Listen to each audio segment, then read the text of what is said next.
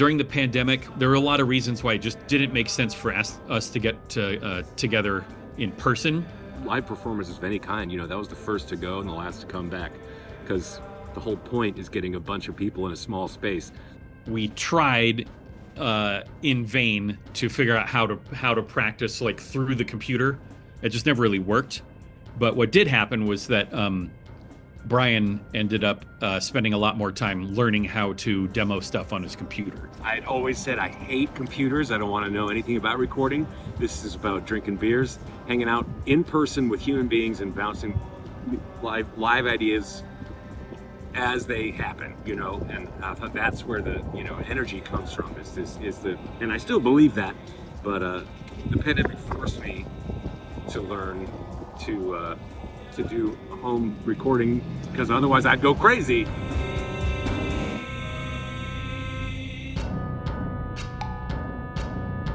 So I learned a lot about that, and it was pretty liberating. It was fun to be like, what this song needs? It needs flute with distortion on it, and I can do that because ain't nobody driving this boat but me. For a minute, he was kind of trying to get us to figure out how to play those as a band, and I was just like, they're finished. Why? They're not going to get better.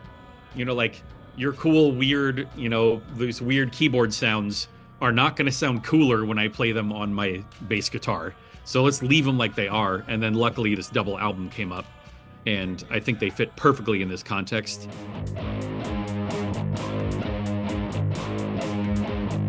I think I'd been listening to a ton of Yob, and I just had one of my strings tuned extremely low on the guitar, and I was just making stupid sounds. I made this really stupid sounding beat that sounds like it's in 3, but it's actually in 4. Because of where the accents are, it just is kind of a weird. And so then I just started playing a guitar part that was just in 3 over it. And it ended up being like I just layered it enough times that it sounds way heavier than it actually is.